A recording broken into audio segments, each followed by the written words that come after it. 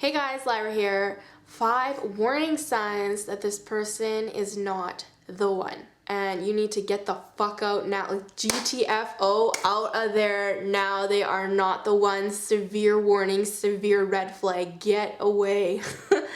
Okay, so let's get started right into the content. Number 1, they are insecure. Okay?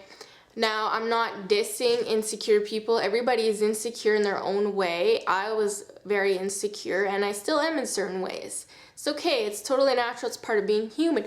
But, if this person is severely insecure with a severely low self-esteem, they are going to be like a leech onto you, and they're going to depend on you to make them happy.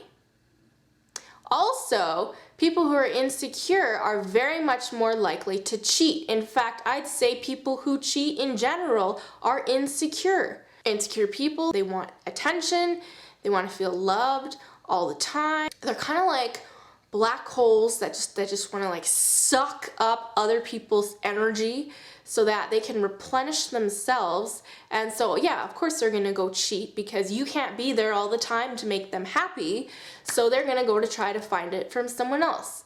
Okay, and like I said, I'm not trying to like diss insecure people, but if you're insecure, or if you know somebody that's insecure and has a low self-esteem, they're just not ready for a relationship yet. They haven't developed themselves emotionally and intellectually enough and love themselves enough to be ready to be in a romantic relationship with someone. Just not at that level yet, and that's okay, right? But stay away from people who are very insecure. Also, these type of people will backstab you, they will double cross you, they will not keep your secrets. Just don't trust these people in general. It doesn't mean they're evil. It's just a characteristic that you really need. That's a really big warning sign, not only for romantic partners, but also for your friends as well. Number 2, they are jealous and possessive. So again, this ties in with insecurity, but I thought that I would really highlight this characteristic. People that are jealous and possessive, they are smothering. They will smother you, and you will not be able to talk to anybody, and you will not be able, even if they're really possessive, you won't be able to make life choices for yourself anymore. You'll have to consult with them before you decide to do things for yourself. That's how possessive they will be.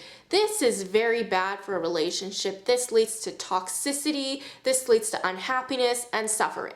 You do not want to be with somebody that is jealous and possessive. It will cripple your social life as well as your hobbies and your passions and your aspirations that you have for yourself. So when you even have a hint that somebody is overly jealous and possessive, like I said, that's a big, big red flag. And it's going to cause a lot of problems for you in the future. Number 3, they talk badly about their exes, okay? So again, this is another really bad character trait that you should be very wary of. So yeah, maybe they really did legitimately have a crappy ex who treated them terribly and whatever, was a bad person. But that doesn't necessarily mean that it's okay for them to trash talk their ex. There's a difference between trash talking and simply stating facts and simply stating what happened, right? Very, very big difference. So I'll give you an example. Let's say that you have a boyfriend or whatever, you meet some guy and he's talking about his exes. The ex talk always comes up, right? So really pay attention to how they word and how they are talking about their ex. So say their ex cheated on them. They could be like, well, I really loved her and things were going great, and I thought I was going to be with her for the rest of my life, but she cheated on me. And, that's really too bad, but I'm trying to move on now, right?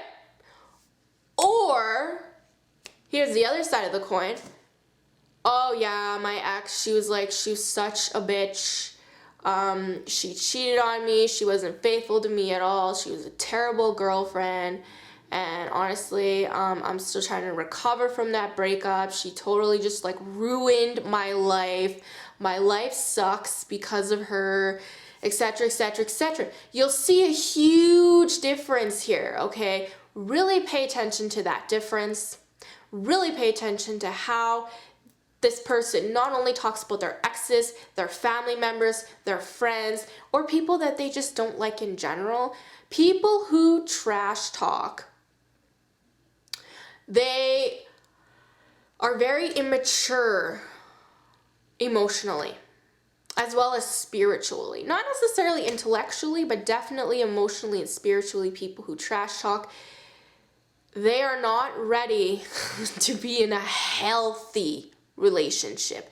They are very negative, very emanating negative energy, and they will weaken your spirit and your emotions. People who trash talk, people who gossip. You gotta be careful how much time you spend with these people. So be very careful if you want to enter a romantic relationship where you're gonna be spending the bulk of your time with them and you hear them talking shit all the time about this or that person.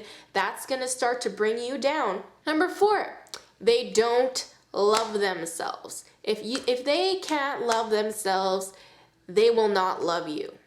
Period. And I know this is like so cliche and you hear it all the time, but well, it's true and there's a reason why it's cliche, right? So very obvious ways to tell if someone does not love themselves is they lead very unhealthy lifestyles. They don't care at all for health. They don't care to improve themselves in any way. They're not in any way attempting to solve the sufferings that they're experiencing in their life, because everybody has problems, right? But if they're not attempting in any way to solve these problems and to make their life better, so for instance, exercise, eating healthy, meditating, stress reduction techniques, learning, reading books, Tai Chi, yoga, whatever. They don't have any of this to try and improve themselves, bring themselves up, increase their self-esteem. They don't love themselves. At this point in time, they just don't have the awareness to undertake a self-love journey, and they don't have any actions in their life that translate into saying, I love myself. Okay, and the last one, number 5. They have no goals, no aspirations. So, I hate to be a bitch or super blunt about this, but people who don't have goals or aspirations don't really have much of a life. They're going to be very fixated upon you, and you are going to be their goal and aspiration, and you are going to become the center of their life. And this is normal, especially if you have a very immature mentality. I myself became this person where I didn't have a life, I didn't have goals or aspirations, and then when I did get into a relationship, I became totally obsessed about who I was in a relationship with. So this is just a normal process of life and growing. But if you are not at that level anymore and you meet somebody who has no goals and aspirations, expect to be smothered again in this way. Expect to spend all your time with them. Expect to have a boring relationship. It's going to be boring because if they have no goals or aspirations, what the hell are you going to talk about, right? What are you going to converse about? The show you're watching on TV, like there's only so many things you can talk about. And if they don't have any passions of their own, that is just a way to feel suffocated. You're going to suffocate yourself.